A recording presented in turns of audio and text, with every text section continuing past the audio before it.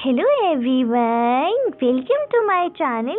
कैसे हैं आप सब? और आज हम पढ़ेंगे मेरे संग की औरतें। ये बहुत ही खूबसूरत कहानी है जो कि मृदुला गर्ग द्वारा लिखी गई है।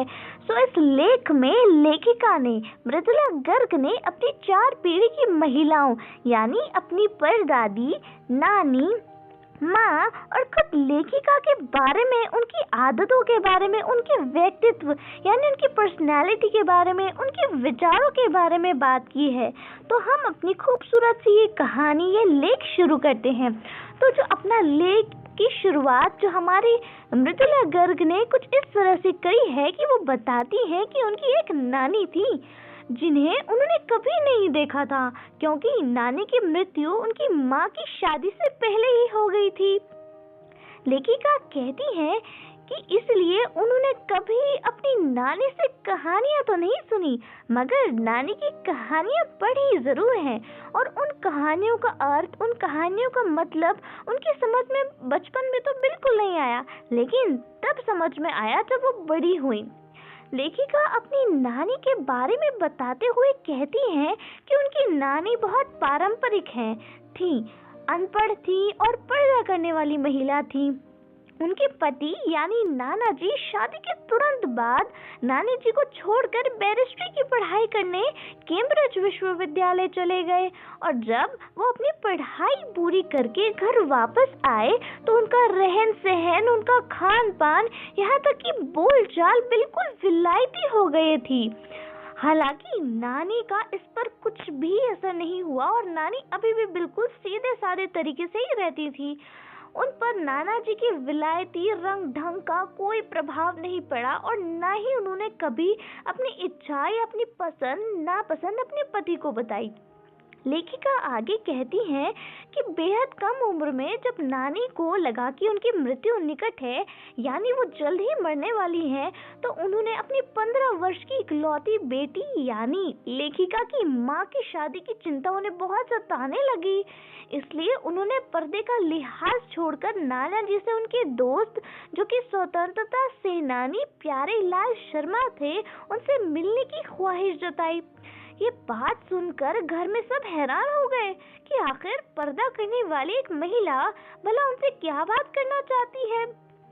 खैर, नाना जी ने मौके की नजाकत को समझते हुए अपने दोस्त को फौरन बुलाया। नानी ने प्यारे लाल से ये वचन लिया, ये वादा लिया कि वो उनकी बेटी यानी लेखिका की माँ की शादी के लिए एक लड़का ढूंढेंगी, एक ऐसा लड़का ढूंढेंगी जो कि आज़ादी का सिपाही हो, यानी जो स्वतंत्रता सेनानी हो।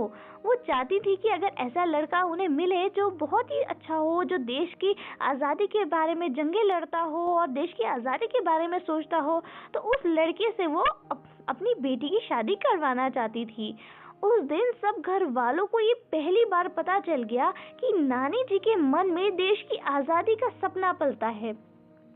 बाद में लेखिका को समझ में आया कि असल में नानी जी अपनी जिंदगी में भी खूब आज़ाद ख्याल की रही होंगी। हालांकि उन्होंने कभी नाना जी की जिंदगी में कोई दखल तो नहीं दिया, पर अपनी जिंदगी में भी वो अपने ढंग से पूरी आज़ादी के साथ जीती थी। लेखिका कहती है कि यही तो असली आज़ादी है। खैर, लेखिका की माँ की शादी एक ऐसे पढ़े लिखे लड़के से हुई जिसे आज़ादी के आंदोलन में हिस्सा लेने के कारण ICS यानी इंडियन सिविल सर्विसेज की परीक्षा में बैठने से रोक दिया गया और जिसके पास कोई पुश्तैनी जमीन जायदाद भी नहीं थी। और लेखिका की माँ अपनी माँ और गांधी जी के सिद्धांतों के चक्कर में सादा जीवन और उच्च विचार रखने को मजबूर हो गई। लेखिका आगे कहती हैं कि उनके नाना पक्के साहब माने जाते थे। वो सिर्फ नाम के ही हिंदुस्तानी थे, बाकी चेहरे से, रंग ढंग, पढ़ाई लिखाई, रहन सहन से वो पक्के अंग्रेज ही थे। लेखिका कहती हैं कि मजे की बात तो यह थी कि हमारे देश में आज़ादी की जंग लड़ने वाले ही अंग्रेजों के सबसे बड़े प्रशंसक थे, फिर वो चाहे मेरे पिताजी के घर वाले हों या गांधी, नेहरू। लेखिका की माँ खादी की साड़ी पहनती थी जो उन्हें ढंग से पहननी नहीं आती थी। लेखिका कहती हैं कि उन्होंने अपनी माँ को कभी आम भारतीय माँओं के जैसा नहीं देखा, क्योंकि वह घर परिवार और बच्चों पर कोई खास ध्यान नहीं देती थी।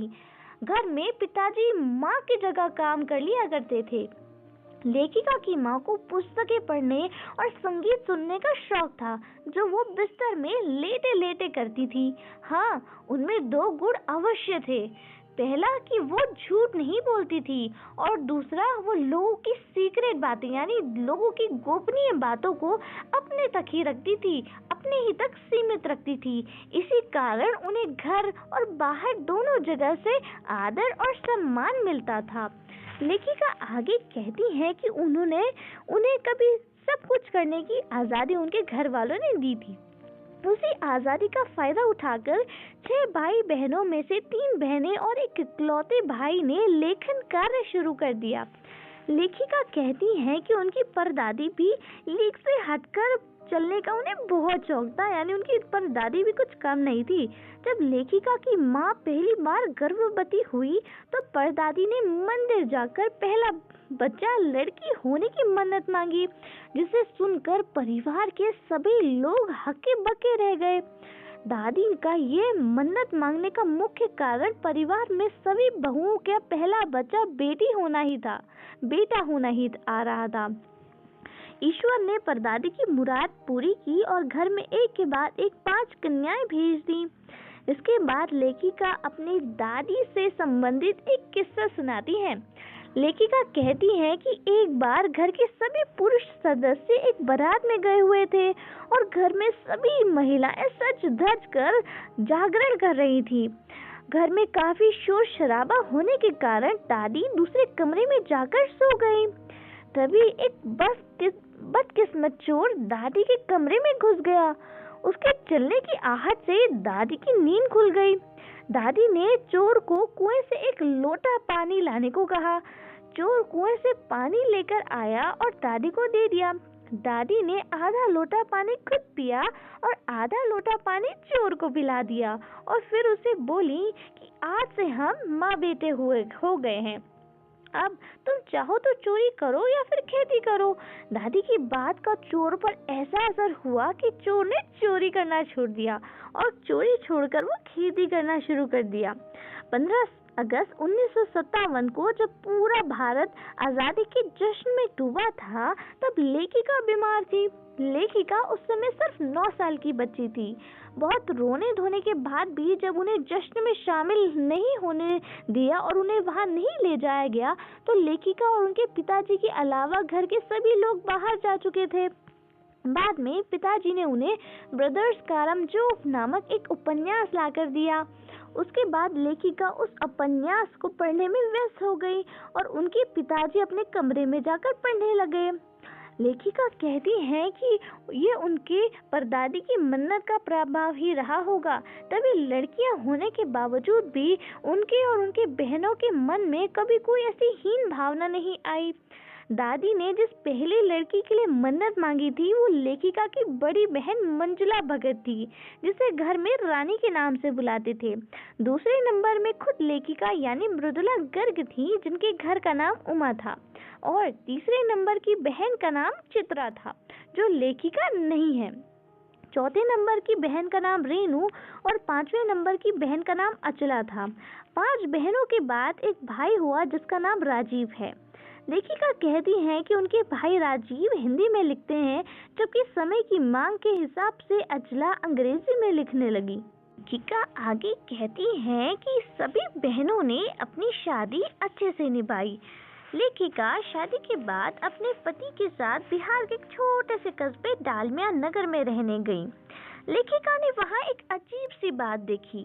पुरुष और महिलाएं, चाहे वो पति पत्नी ही क्यों ना हो, अगर वो पिक्चर देखने जाते थे तो पिक्चर हॉल में वो अलग अलग जगह बैठकर पिक्चर देखते थे। लेखिका दिल्ली कॉलेज से नौकरी छोड़कर वहाँ पहुंची थी और नाटकों में काम करने की शौकीन थी। लेखिका कहती हैं कि उन्होंने वहाँ के चलन से हार नहीं मानी और साल भर के अंदर ही कुछ शादीशुदा महिलाओं को गैर मर्दों के साथ अपने नाटक में काम करने के लिए मना लिया।